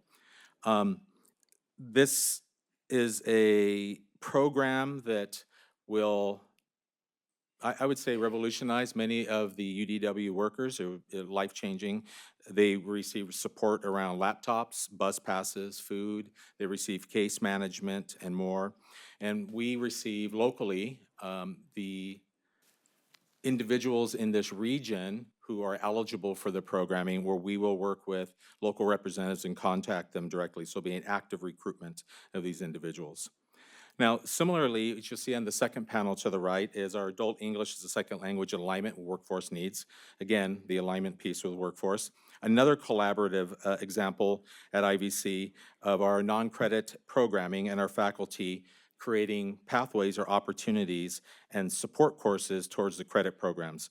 So what you see here is our non-credit AESL faculty creating courses, English for Professional Communication, Human Development, Paralegal, Computer Information, that are support courses to aid our students in moving from the non-credit to credit, creating a pipeline to credit, and hopefully that pipeline helps increase their job capabilities going forward.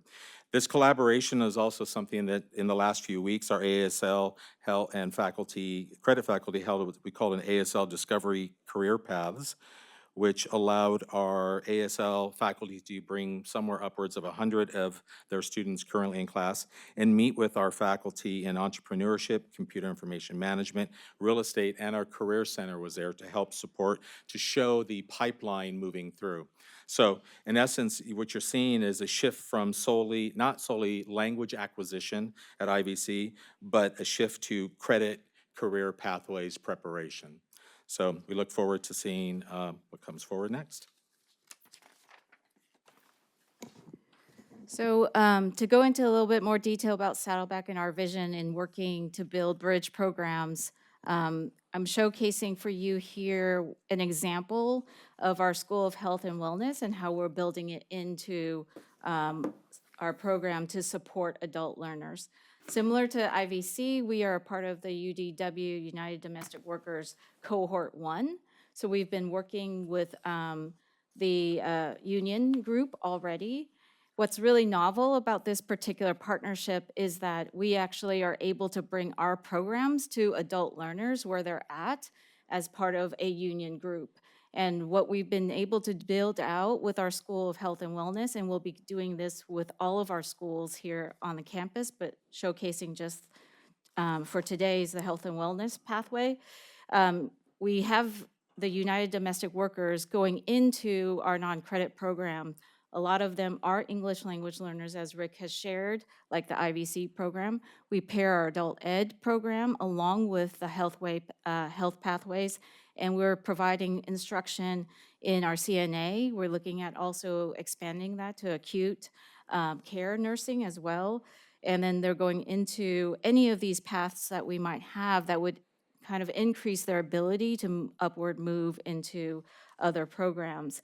For some of the UDW students, we actually, they already have degrees, and so they may go into other certification programs or associate degree programs directly. And so you'll notice that when we're working with this particular group, the student's able to come in either at the non-credit level, credit, or actually going into some of our transfer programs. What's very unique about the UDW structure is we also have that case management in partnership with their union group to help support the students. And it's what I kind of compare it to is it's almost like working with our high schools where we're able to go to the students and introduce them to our college and our programs. We are also looking at using this model to then work with additional nonprofits in our area. We are currently discussing with the rescue mission that's right next to ATEP on building out a similar model with their programs. They also have students right across the street from us at ATEP. They serve about 230 adults and kids in that area, in just that location. And so we're hoping to expand and build a similar partnership with, like we have with UDW with that nonprofit. And then we'll continue to look for other nonprofits that also serve adult learners so that we can expand this particular program pathway. Okay, thank you. And then lastly, but not to take anything away, this is the future. We've been talking about what has been happening since the last couple terms, but these are the future opportunities to continue to keep the eye on workforce demand. Again, aligned with Vision 2030 and the increase in workforce demand, also through the Center of Excellence regionally, who will look at labor market data. They also look at potential positions, jobs that are open in the region. They also look at impacts of programs that already exist. And through their efforts, will essentially approve or not approve any programs in the area, so to reduce competition, but to show that there is a need. In doing so, we engaged the Center of Excellence to look at several programs. And also, I want to thank the Faculty Senate, at Academic Senate at IVC, to engage in the conversations to explore which programs meet these criteria. And now we are continuing to move through for the exploration and to move towards the idea of what would it take to develop the programs, working in conjunction with our faculty in this.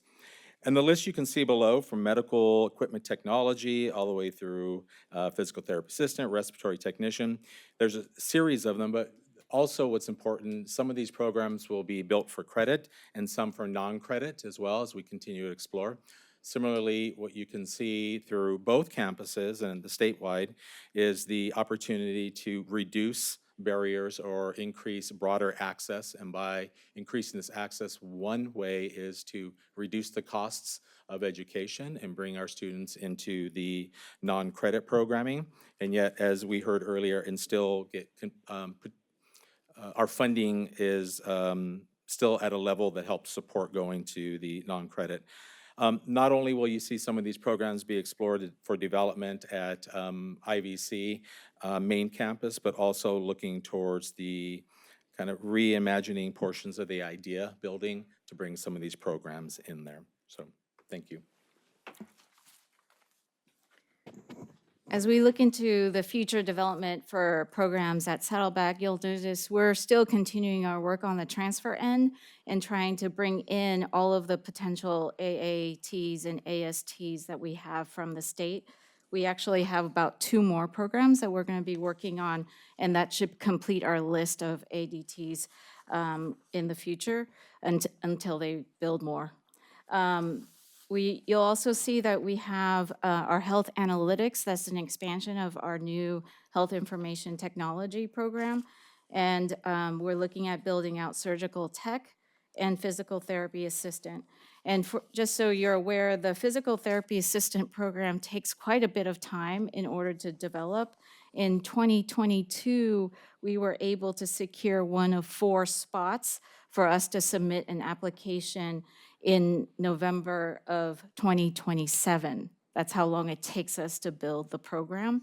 And once we're able to submit that application in 2027, we'll have a site visit and a decision on whether or not we can then start the program in April of 2028. And so the earliest we'll be able to have students participate in our physical therapy assistant program will be the summer of 2028. Part of the exciting thing about these programs that we're bringing on is we're looking at, of course, looking at our, working with our academic senate leadership to expand into the baccalaureate program. One of the challenges is we want to find a baccalaureate program that would help students to elevate within that profession. And as we look at programs that would actually require baccalaureates, some of these new programs we're bringing on could help build that potential for additional baccalaureate programs here on our campus. Our goal is always to identify a program that really has workforce demand to be at that level. And one of the conditions to do a baccalaureate is that you have to have an existing program already in place. And so our academic senate is working in partnership with us to identify those opportunities right now.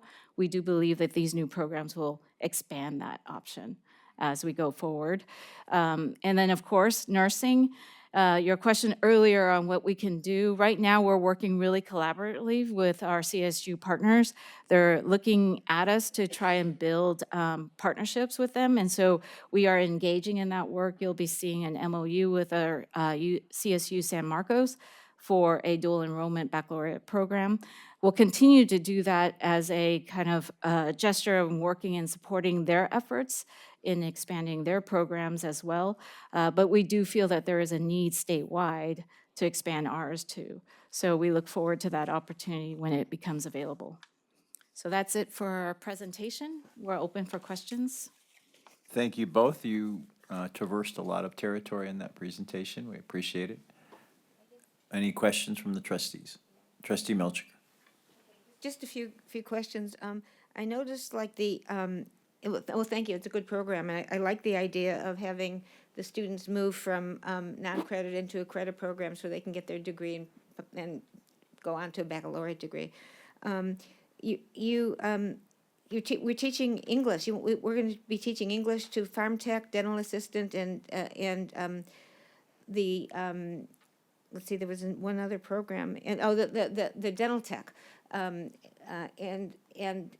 I guess those actual programs are being taught by Coast ROP, but I think we are considering also offering dental assistant program as well. So would that be in addition to Coast ROP program? I will say that our AESL is continuing to work with all of our credit faculty to look for these opportunities. And having the chance to work with Coastline starting last year and moving forward kind of sets the model of what can be done. And through that exploration and showing possibilities, you have already seen what I mentioned earlier, increases in these other areas. So specifically to your question, would we add? Possibly. Are we going to continue to grow and look for all opportunities where we can support our programs? Definitely. So you will continue to see the growth of these throughout the entire campus. I mean, I think, offering our students ways to get jobs today in this world is really important. And the idea, allied health jobs, I could think of even more than you have here. You've got a very good number of allied health careers here, but I could even think of more. With an aging population, this is a great need in our community, and these students should be able to get jobs. So I think that's a really good idea. And we already teach kinesiology at Saddleback College. So is this an additional program on we were just, kinesiology? we're updating our program to be more relevant. Okay. So, I do want to add, Trustee Milchiker, part of our strategy to working with adult learners is that we do have a group of adult learners that are English language learners. And part of our effort, both IVC and Saddleback, in pairing our ESL classes with these different allied health programs is to help bridge that language barrier. So a lot of our efforts are really to increase access and address barriers that students are facing as they enter into the programs. Absolutely, thank you, great. Thank you, Thank you. Any additional questions from the trustees? very interesting. No, I thought you did an excellent job. I think the way you've identified opportunities in the future is very good. I mean, personally, I've spent many years with, well, first of all, I'm glad to see the partnership with UDW. Very familiar with UDW. I spent many years advocating on behalf of home care workers throughout the state of California.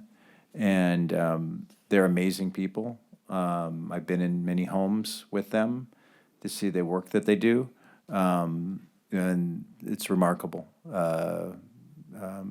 And their resiliency and the hard work they put in at very low pay is one of some of the most remarkable people I've ever had a chance to work with, and I've been around the state with them before, different county boards of supervisors in Sacramento, countless times on their behalf. So I'm glad to see that budding partnership with UDW. So, no other comments, and thank you both again. All right, thank you. We're now moving on to our consent calendar. Are there any polls from trustees? Yeah, there was one, let me see which one it was. Which one? I'm trying to see which one it was, I'm looking. Just to make one comment about it, not to. Yeah, number 9.5. Okay, 9.5. Any other polls? Do you want to move the balance of the items, trustee Milchiker? Yeah, move the balance of the items. Okay, do you have a second? Second. Second from trustee Dack, let's vote. The consent calendar, with the exception of item 9.5, is approved unanimously by the trustees with the student trustee yes vote. Now we're back to 9.5, trustee Milchiker. I just want to point it out to everyone, one of the incredibly wonderful programs our colleges offer. I think this was mentioned prior to this by our student body president, Saddleback College student body president, and this is the second time we're doing this, but we're sending, China is funding the whole program, and we're sending 28 students on a research project trip to Tangshan, China. I think that's a pretty incredible thing, and I really think this is really, I remember when my son was attending Saddleback College, he had an opportunity to take he took Japanese here the whole year, and he had an opportunity to take a student trip to Japan, which was the same thing, and he was able to study in Japan for a while. So this is a great opportunity for all of our students. So just thought I'd mention that. I move this item. Item 9.5 is moved. Is there a second? Second, but I have a question or a comment. Okay, trustee, there's a second. Trustee Prendergast, now comment. It's my type A brain, but you have a column that says total cost, and then on one item it's 400 per student, and then the other it's a total cost. Is it possible to separate out like what it is per student and then how that's being covered? Like, because it's obvious that one is, it looks like it's free to the students because of a grant, but it's not, you see what I'm saying? It's not totally clear how it's presented as to its actual meaning. So the $400 is a per student cost. I get And that. so some of the students are paying it, but then there are some grants that may be offsetting that cost for the student. So we don't actually know what the actual total cost is going to be. So it's total cost to us versus total cost of it. Got it. Correct. It's still confusing. Okay. Okay, Excuse me? move approval. I think. Just a quick comment. The $400 student visas, the first trip that I went on, we were able to cover the cost of those $400 using ASG ASG funds, so that's why the first time around, we were able to cover that ourselves. How was the trip? Amazing, thank you. That's great, so. No, that's why I'm not, it's just that the way it's presented, it's, in my brain, I'm seeing a column that says total cost. And then because there's two different trips, it's visually obvious that that column is mislabeled in my brain. The item is now approved on a 5-0 trustee yes vote and a student advisory student trustee yes vote.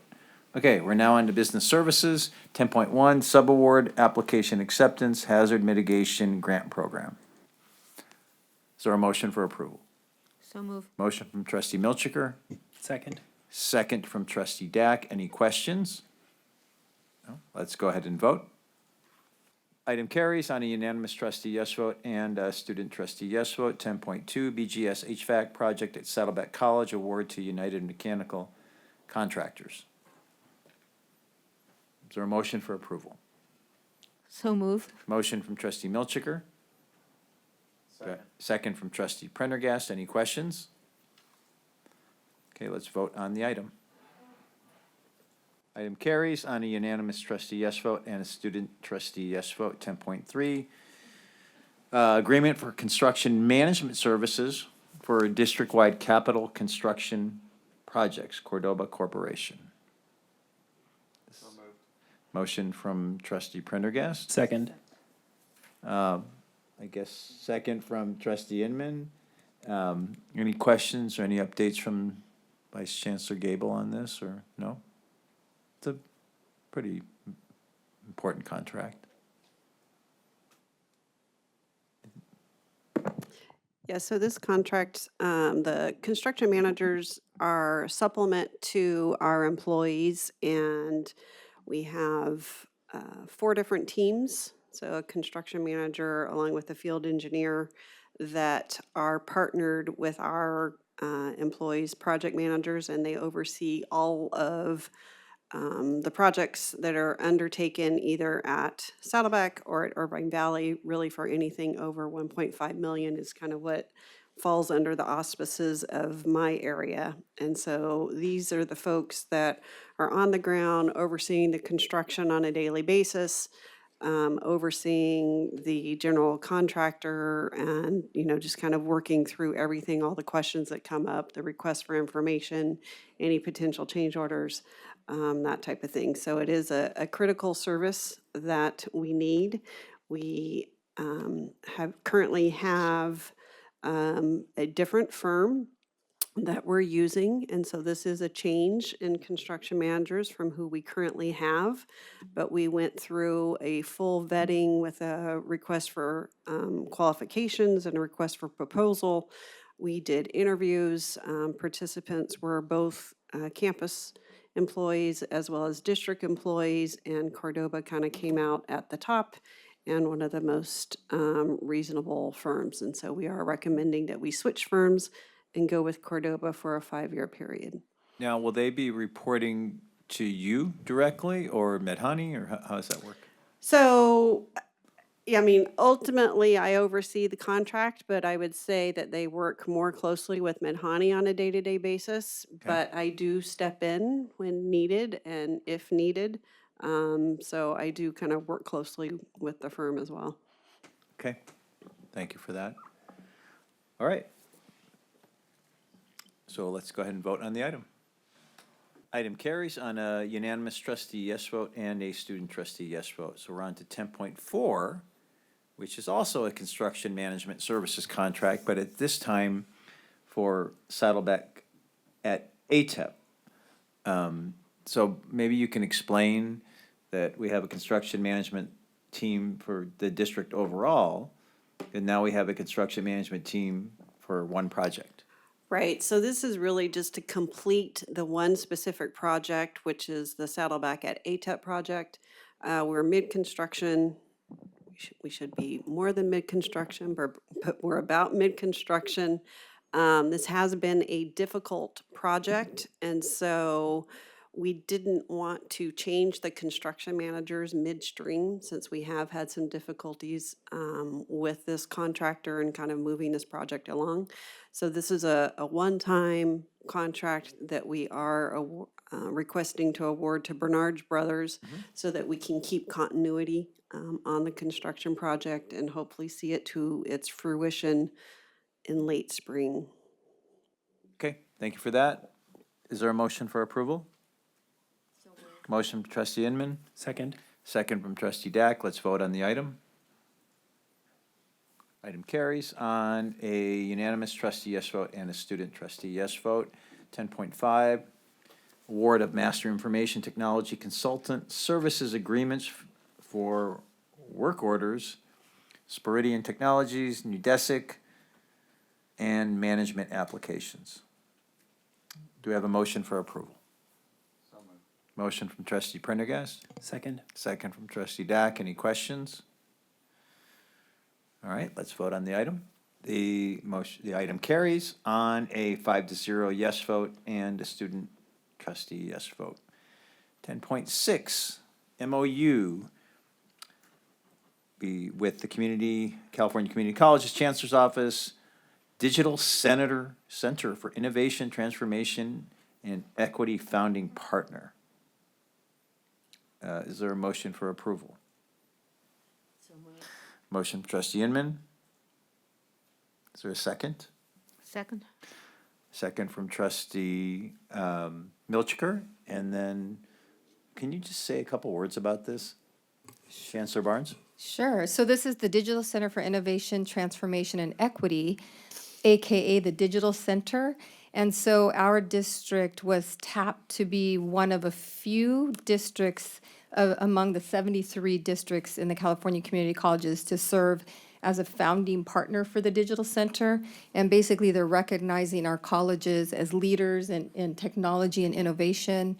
We also have Vice Chancellor McDonald and myself who serve on statewide technology committees. And so we were very honored to be tapped to serve as founding members. It'll allow us to pilot and evaluate new technologies and then eventually use those technologies and scale them throughout the California community colleges, and then all with an equity lens as well. So it's a really, really important partnership, and we're really excited about it. Okay, thank you for that. So let's go ahead and vote on the item. Item carries on a unanimous trustee yes vote and a student trustee yes vote. We're now on to human resources, 11.1, academic employees and management personnel actions and ratifications. I'm required to read out 22 administrative contracts, so before the board votes, hold on to your hats. Here we go. Oh, no. Dean Enrollment Services, Christian Alvarado, contract dates July 1st, 2025 through June 30, 2027, range 22, step 8, annual salary $272,472. Dean Instructional Support and Teaching Innovation, Saddleback College, Dr. Kim DRC, July 1st, 2025 through June 30th, 2027, range 22, step 6, annual salary $247,152. Director, Health and Wellness Center, Saddleback College, Dr. Angelito de la Cruz, July 1st, 2025 through June 30, 2027, range 18, step 3, $174,864 is annual salary. Dean, Social and Behavioral Sciences and Business Sciences, IVC, Dr. Tracy Vahimi, July 1st, 2025 through June 30, 2027, range 22, step 8, annual salary $272,472. Dean Arts, Media, Performance, and Design, Saddleback College, Dr. Scott Farthing, July 1st, 2025 through June 30th, 2027, range 22, step 7, annual salary $259,500.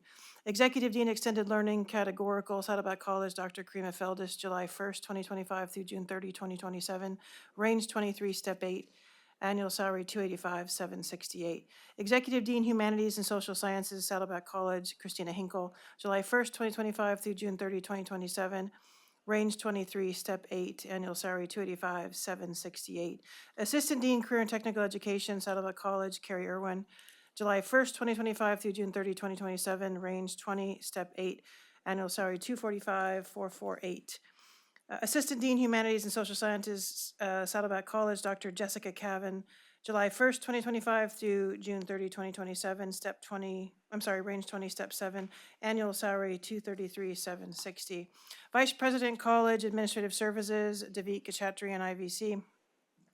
July 1st, 2025 through June 30, 2028, range 25, step 8, annual salary $318,636. Vice President, Student Services, Saddleback College, Dr. Jennifer LaBounty, July 1st, 2025 through June 30, 2028, range 25, step 7, annual salary $303,468. Dean, Health and Wellness, Saddleback College, Dr. Sherry Lowen, July 1st, 2025 through June 30, 2027, range 22, step 8, annual salary $272,472. Executive Director, College Foundation, Saddleback College, Elizabeth McCann, July 1st, 2025 through June 30, 2027, range 22, step 8, annual salary $272,472. Director, Learning Assistant, Saddleback College, Jennifer McConkey, July 1st, 2025 through June 30, 2027, range 17, step 4, annual salary $175,152. Vice Chancellor, Educational and Technology Services, Dr. Chris McDonald, July 1st, 2025 through June 30, 2028, range 27, step 8, annual salary $354,960. Executive Director, College Foundation, Irvine Valley College, Alyssa Oransky, July 1st, 2025 through June 30, 2027, range 22, step 8, annual salary $272,472. Director, Extended Opportunity Programs and Services, IVC, Dr. Rosa Prado, July 1st, 2025 through June 30th, 2027, range 17, step 8, annual salary $212,880.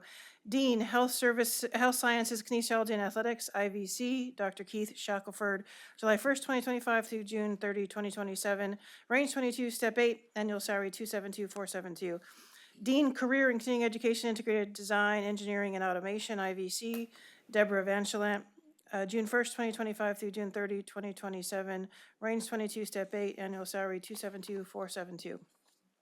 Dean Enrollment Services, Greg Vega, IVC, July 1st, 2025 through June 30, 2027, range 22, step 5, annual salary $235,368.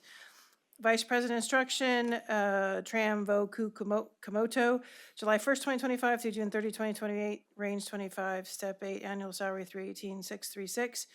And finally, Dean Math, Science and Engineering, IVC, Dr. Liana Zhao, July 1st, 2025 through June 30, 2027, range 22, step 8, annual salary $272,472. Thank you. All right. Thank you. All brought to you by the state of California. And by the residents of the South Orange County Community College District. Don't forget to say that, most important people in this room. And the law that requires Okay, the I board to hear understand. all I of get that. it. I get it. We should get it in writing. All right, do we have a motion for approval? Motion from trustee Milchiker, second from trustee Inman. Let's go ahead and vote on the item. Item carries on a unanimous trustee yes vote and a student trustee abstention. 11.2, classified personnel actions and ratifications. No changes. No changes to the item. Is there a motion for approval? Motion from trustee Prendergast. Second from trustee Dack. Any questions or comments? No. Let's go ahead and vote on the item.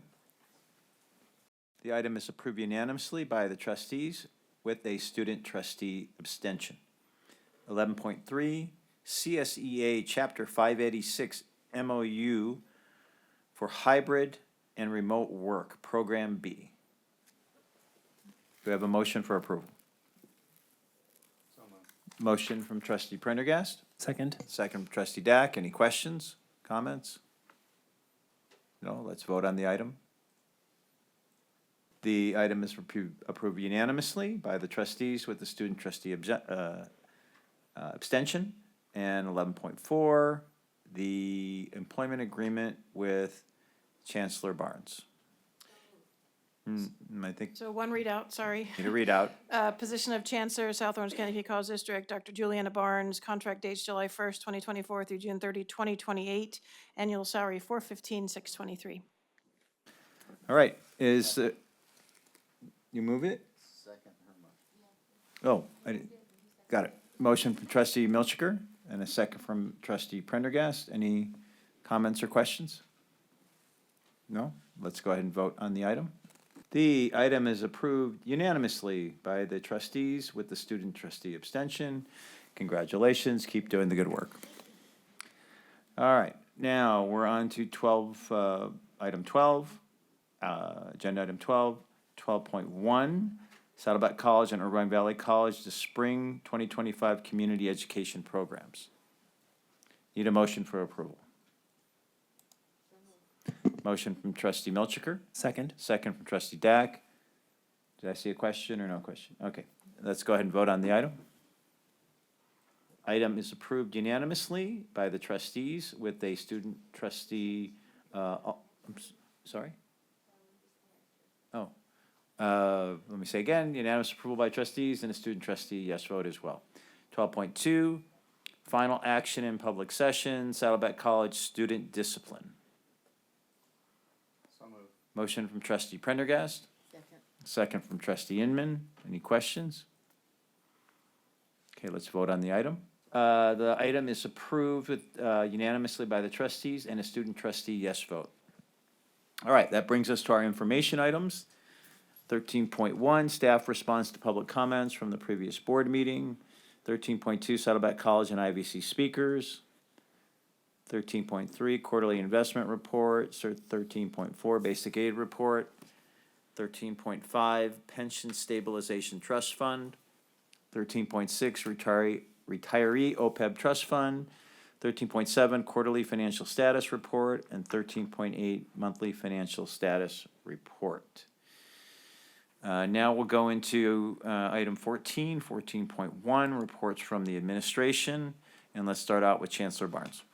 I just want to give my congratulations to our trustees, Trustee Jamal, or President Jamal, Trustee Dack, and Trustee Inman for being reelected to the board. So very happy, and I'll be looking forward to our newly elected member as well. And then I also want to extend congratulations to Vice Chancellors Viscachill and Vice Chancellor Gable for being recognized by the OC Business Journal for the Women in Business Awards. And then also in the Orange County Business Journal 2024 OC 500 to Presidents Dr. Stern and Dr. Hernandez for being recognized for your leadership. And then last but not least, congratulations to Charla for being recognized in the article in OC Register. That concludes my report. Thank you very much. Now let's move on to our college presidents. Irvine Valley College President, John Hernandez. Thank you, President Jamal. I too would like to extend my congratulations to our re-elected trustees and the continuity of leadership that this provides.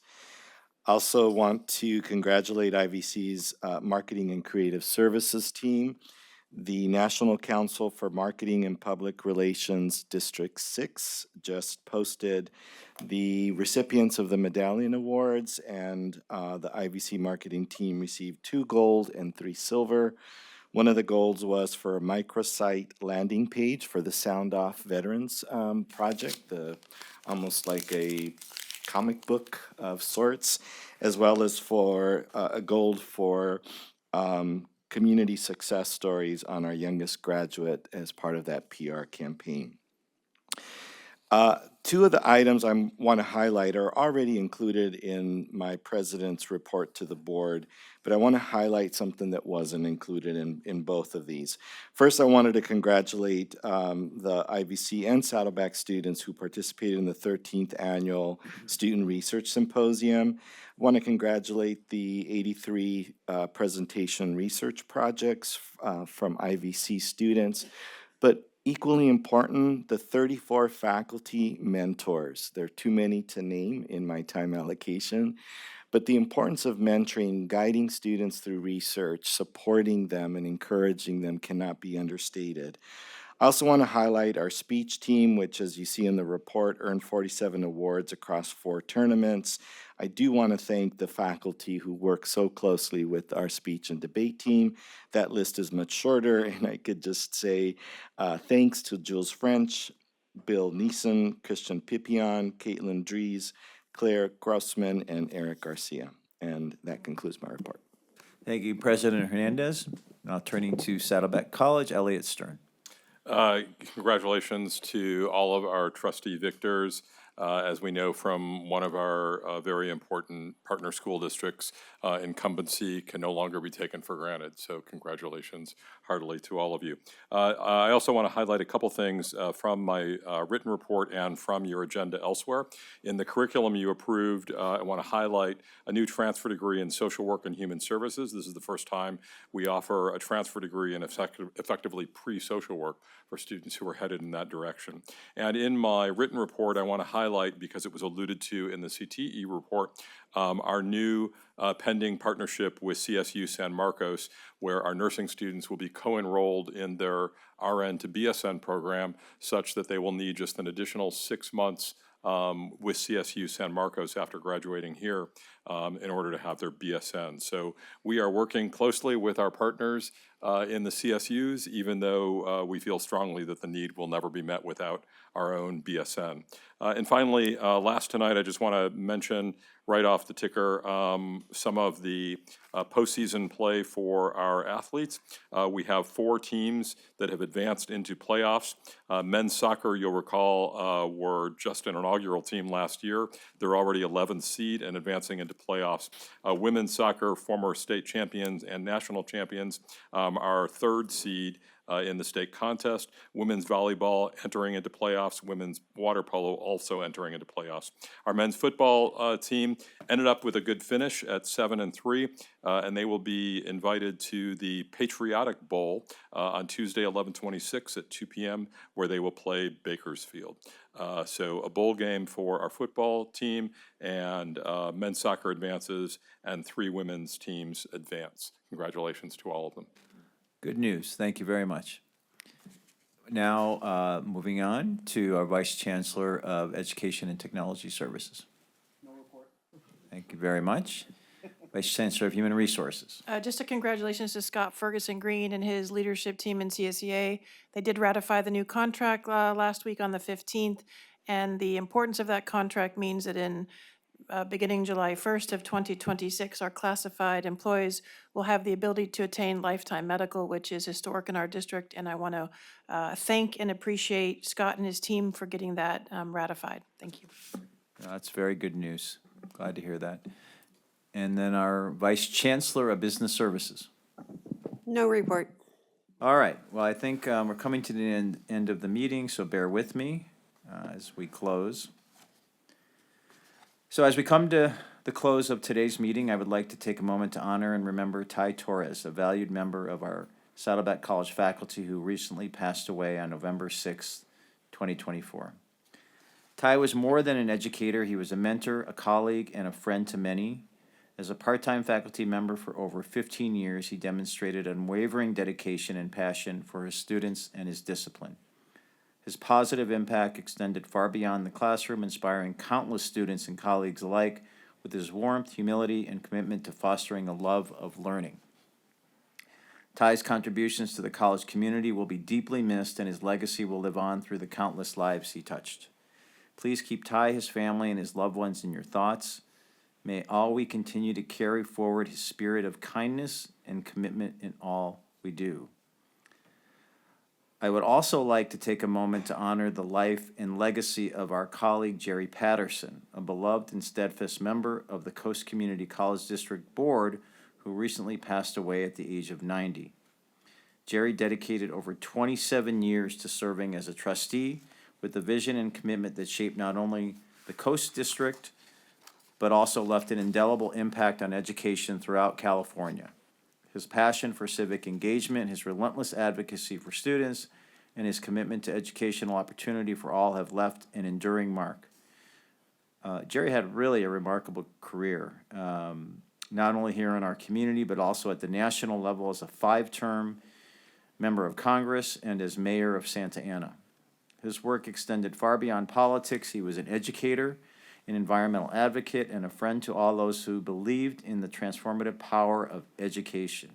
Through roles in the Association of Community College Trustees, the California Community College Trustees, and more, he championed access, equity, and progress for students across the state and nation. His memory will live on through his legacy. His family, friends, and all who work with him are in our thoughts. I thank you all for coming and have a good night.